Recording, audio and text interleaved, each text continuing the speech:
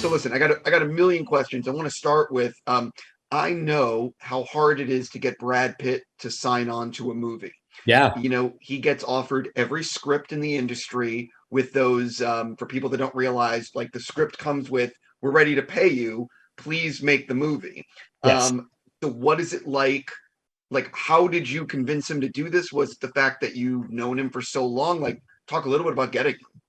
It was I was as shocked as you are right now. Yes, I've known him for a long, long time, but to get Brad Pitt on a movie is like it's like lightning in a bottle. And so when Kelly brought me Bullet Train and I read it and we were like, oh, I'm in, Kelly, I'm in. Okay, we'll figure out the characters. Like, okay, Ladybug, it's Brad, it's got to be Brad. And, talking to Sanford Panics, they had, done a bunch of movies with Brad together. He's like, we can do it. We can get him. And I'm like, can we? And it was a lot of anxiety sending it over. I just was like, is he going to want to do it? It's so crazy and wacky and irreverent. And I don't know. And I'm like, I just don't want to waste his time. And Sanford's like, I'm doing it. So Sanford sent it. Like, I wasn't even necessarily ready.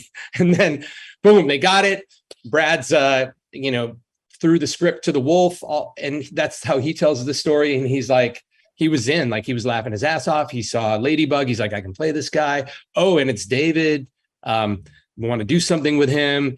And I have a window. This feels great. And so he called me and said, Leitch, I think we're doing this thing. You want to do it? Let's do it. And it was like really kind of a surreal moment. As good of a friend as he is, it's still surreal. Like, oh, now, I've been working with Brad for so long, supporting him as a stunt double, building characters. Now he's going to build this character that supports me as a filmmaker. It's pretty awesome. Also, once he signs on, the picture is like an immediate go. Yeah. It's, I'm sure everyone at the studio, everyone is like, oh, this needs to happen. What are we doing? Correct. It is that is one of those things where it's like, oh, now we're not kind of looking for a production window. It's like, when can Brad make it? We're going to make it now. Great. We're making it now. Like, forces mobilize. And so it is one of those watershed moments in a filmmaking process where you get your lead talent and, everything's activated, and it's double that when it's Brad. One of the things that I just can't believe, and I don't think anyone will believe after they watch the movie, is I would say, I don't know what the percentage is, but like 90-something% of this movie was shot on a Sony backlot in Culver City. Yeah. Not even a backlot per se, like this inside a stage.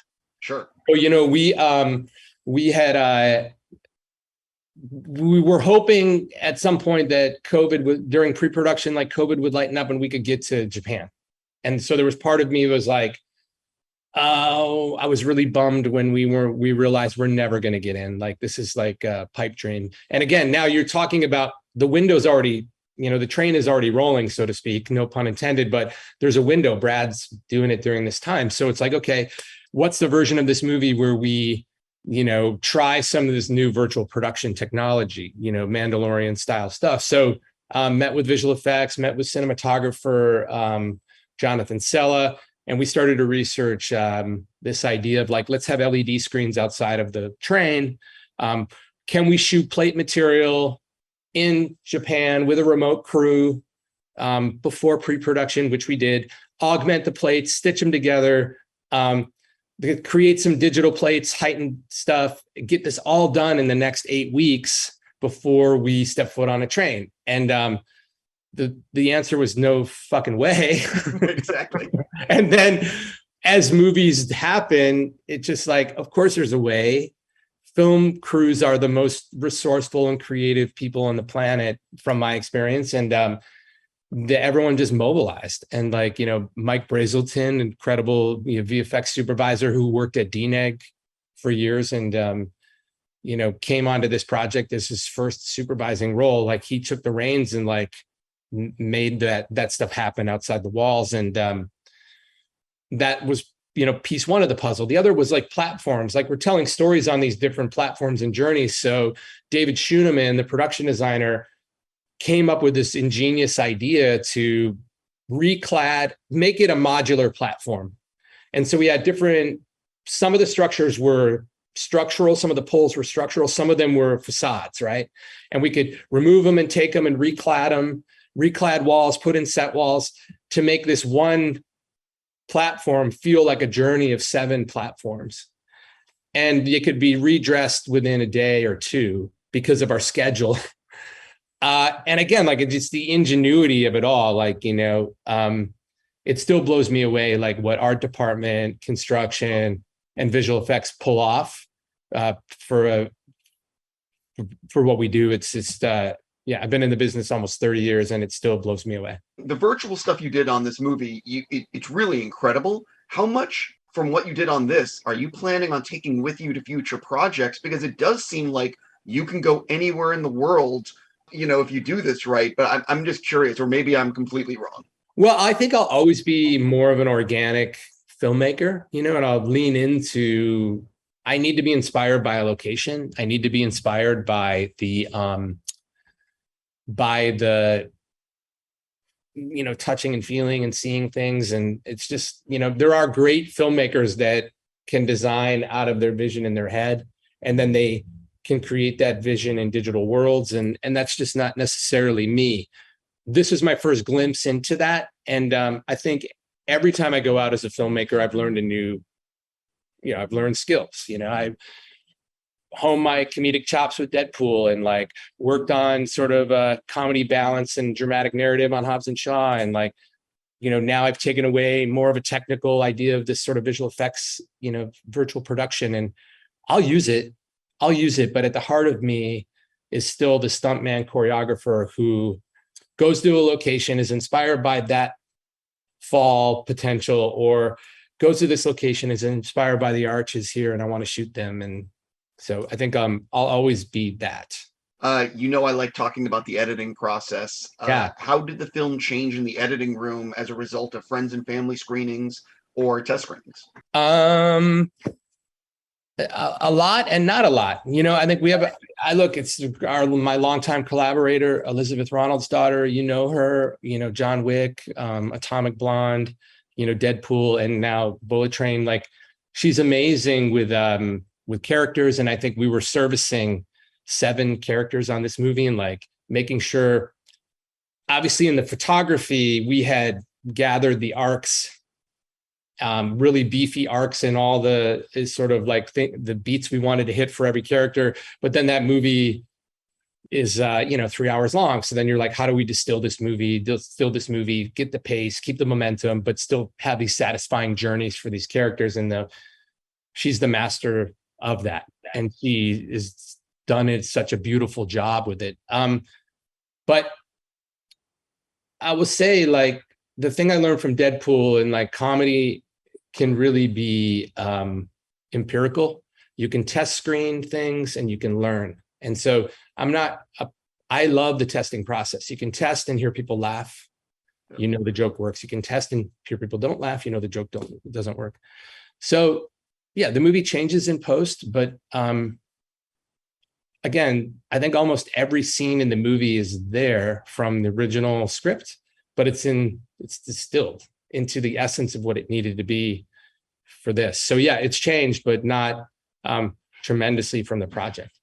I mean, you make the movie 3 times. That's the cliche, right? You make it in, you know, we had this vision for it in the script.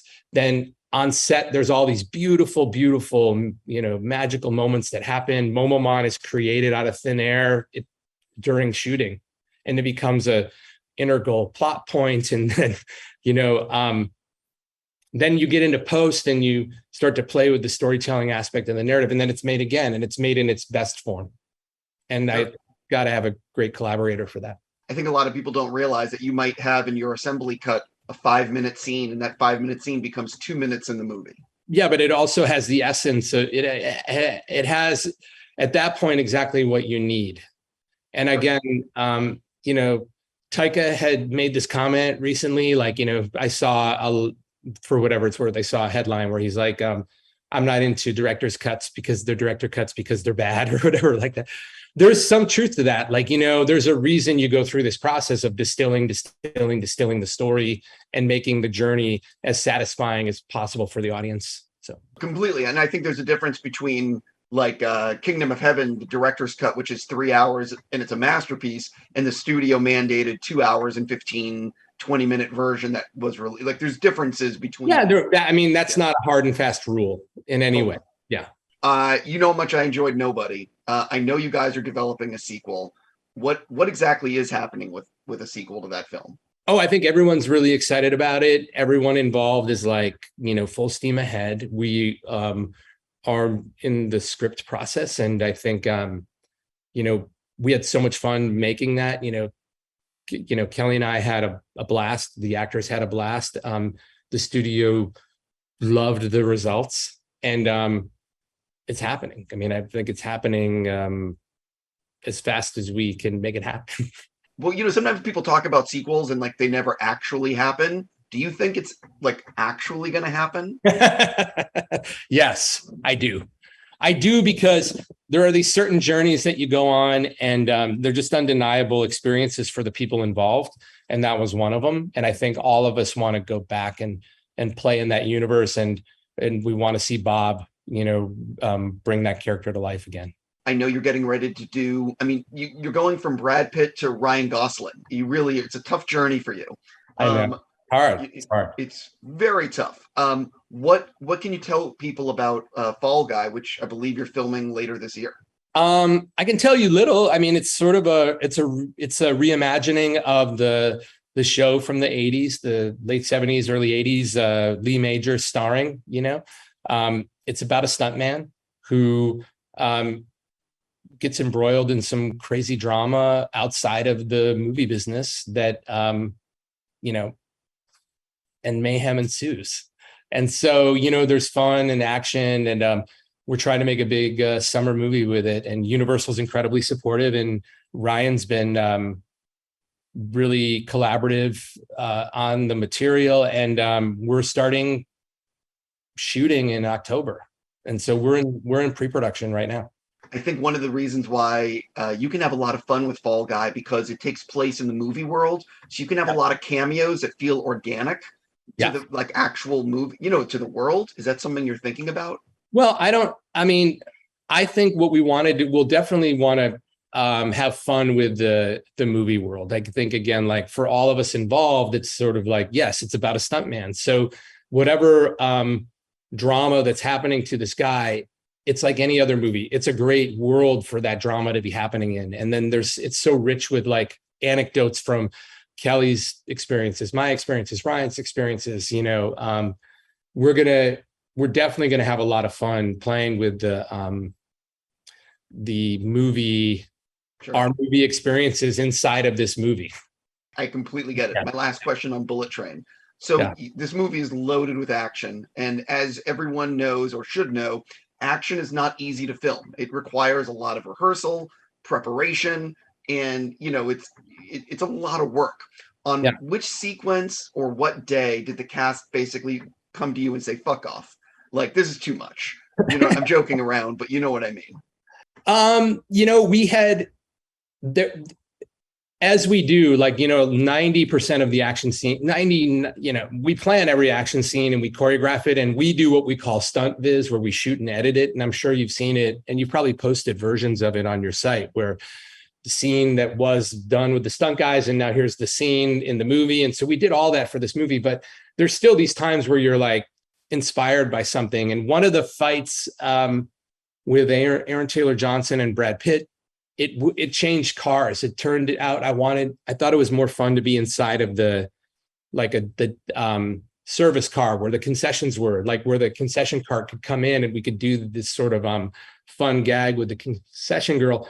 Problem is that set wasn't made to fly. The walls couldn't move. And so logistically, like, you got a camera operator in there, you got a China ball of light, and you got sound, and you're trying to like move and fight. And, that was hard. It was hard. The other places we'd really had prepped to like create space, move chairs, like, now we're at this angle, we have all this breathing room over here, but it's going to feel confined. That was really confined.